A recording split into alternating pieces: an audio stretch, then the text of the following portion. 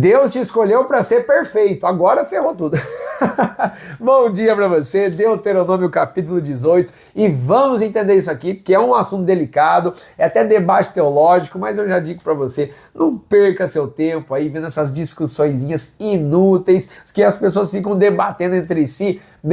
Pega a sua palavra, vai no seu quarto, dobra os seus joelhos, ora antes de ler a palavra de Deus, fala com o Senhor e pede, Espírito Santo, o Senhor é o maior intérprete da sua própria palavra.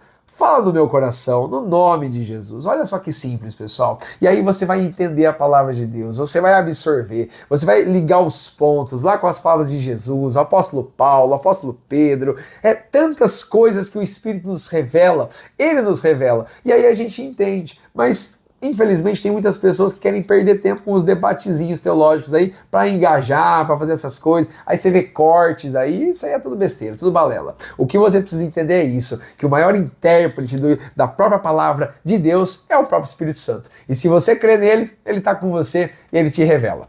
Vamos aprender? O capítulo 18 de Deuteronômio tem 22 versículos e é dividido em 3 tópicos aqui. Pega a sua caneta, porque você vai ligar em alguns pontos importantes aqui, tá bom? Do versículo 1 até o versículo 8, a gente já conversou sobre isso lá atrás, onde o Senhor é a herança dos sacerdotes, dos levitas. Daquela época lá, Deus já tinha separado eles, fala assim para Arão, lá em Números 18, 20, lembra? Que Deus fala assim para ele, você não vai ter posse, você não vai ter terra. Por quê? Porque eu sou a sua herança, eu sou a tua parte. Olha, essa frase é muito forte, pessoal. E aqui no versículo 2 do capítulo 18, ele fala, o Senhor é a sua herança. E a gente sabe que nós temos uma herança que é incorruptível, uma herança eterna, preparada pelo próprio Senhor Jesus. Lá em João 14 ele fala, vou preparar-vos um lugar, para que um dia vocês estejam comigo lá também.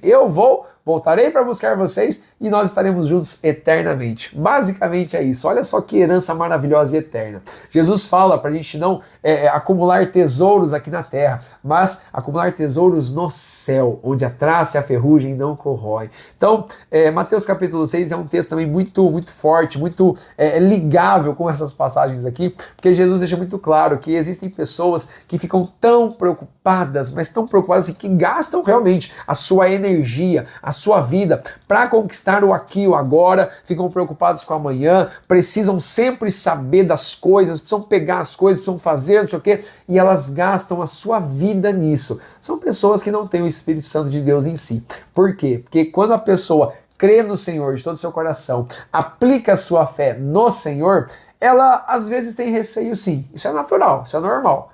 Nós somos falhos e pecadores, nós temos um receio, mas isso nunca vai vencer a certeza da nossa fé, a certeza da palavra de Deus no nosso coração. E aí quando a gente aplica, a gente vai ver a bênção chegar, a gente vai ver essa herança que está sendo construída e a gente simplesmente se alegra, a gente tem o nosso coração aberto para a palavra do Senhor, a gente é renovado, a gente é abençoado. Só quem tem o Espírito de Deus consegue sentir isso no seu coração. Agora a pergunta e a reflexão para você.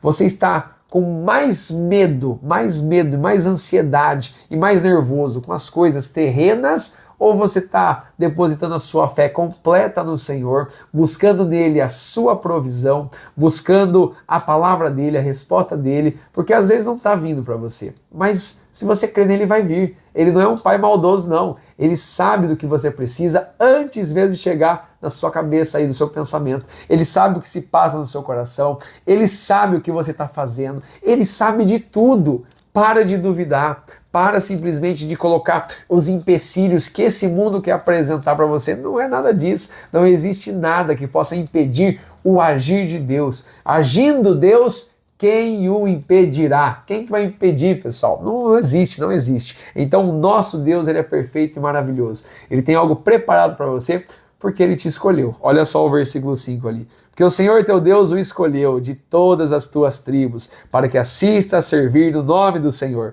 ele e seus filhos todos os dias.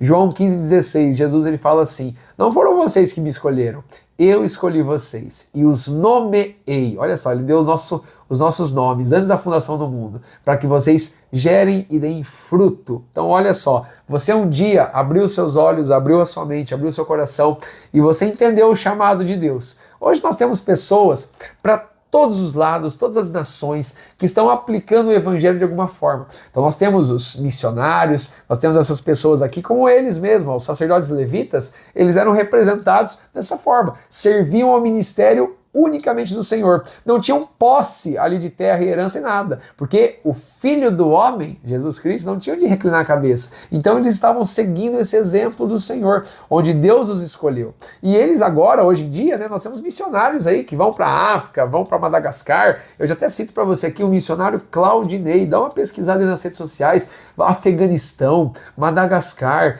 África do Sul, tantos países, pessoas que nunca ouviram falar do nome de Jesus. E esses missionários têm ido passar o evangelho, pregar a palavra. Sabe quem banca tudo isso? Sabe quem banca isso? Em primeiro lugar, a provisão vem do Senhor, mas ele move o coração de pessoas, das igrejas, para realmente organizarem ali, pagar a passagem aérea, pagar o alimento, o sustento, e aí vão se organizando e o evangelho vai sendo pregado, vai sendo falado, e você faz parte disso. Então, entenda isso, não fique julgando, não, as ofertas e os dízimos da igreja. Você não faz nem ideia do grau de responsabilidade que pastores, do grau de responsabilidade de ministros do evangelho têm para organizar tudo isso. Infelizmente, nesse mundo, nós temos muitos falsos mestres, falsos profetas, falsos pastores, sim. A gente sabe, Jesus disse isso. Mas se você congrega em uma igreja séria, uma igreja que realmente você enxerga o Espírito Santo de Deus agindo naquele lugar, você tem de livre e espontânea vontade. E olha só, e é um desejo do coração. Olha só, ali fala no versículo 6. E onde você habitar e vier com todo o desejo da sua alma, que o Senhor escolheu, olha só, o desejo da sua alma, você entendeu isso, você entendeu o chamado, você entendeu o que a igreja tem feito, você visualizou isso, que é o agir do Espírito Santo, você está valorizando a pregação do Evangelho. Caio, eu não sou chamado para nada, eu não sou chamado para ser missionário, meu coração não queima para nada, eu só frequento a igreja, eu congrego a igreja. Então o que está na hora de você fazer? Está na hora de você dobrar os seus joelhos todos os dias e clamar ao Senhor, falar assim: Senhor, me usa-me, eis-me aqui, Senhor. Então é assim como Isaías disse lá: eis-me aqui, Senhor, usa-me do jeito que o Senhor quer. Eu tenho os meus dons e talentos que o Senhor mesmo me deu, mas eu preciso que o Senhor me use, eu preciso, porque eu não tenho força em mim mesmo. A gente precisa entender isso, nós não temos força para criar nada. Automaticamente, não, eu sou, eu isso, eu aquilo. Não. É o Senhor que coloca no nosso coração. E Ele colocou na sua vida aí um bom talento, um excelente dom, que Ele mesmo criou. E você sabe qual é o seu dom. Então você tem que usar esse dom para aplicar o Evangelho. Você não vai, provavelmente, ir numa África do Sul, você não vai lá para Madagascar, talvez não, talvez sim, mas você vai entender esse relacionamento com o Senhor aí.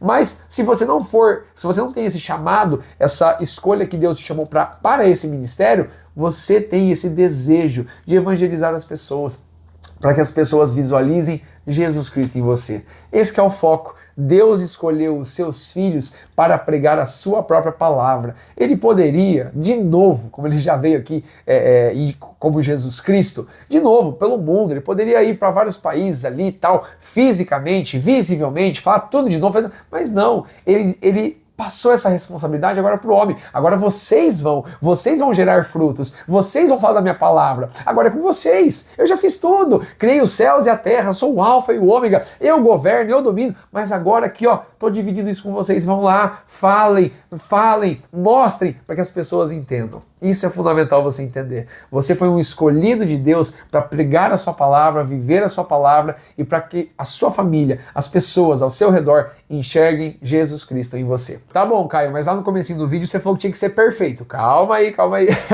Versículo 13. Perfeito serás, como o Senhor teu Deus. Que perfeição é essa? Mateus capítulo 5, versículo 48. Jesus disse no final do Sermão da Montanha: sede, pois, perfeitos, como é perfeito o vosso Pai que está nos céus. Perfeição aqui não é a ausência de pecado, porque até o nosso último dia de vida aqui nós temos pecado. Mas onde habitou o pecado, superabundou a graça de Deus. E isso nos transforma, nos faz passar pelo novo nascimento e agora nós temos uma fidelidade exclusiva ao Senhor.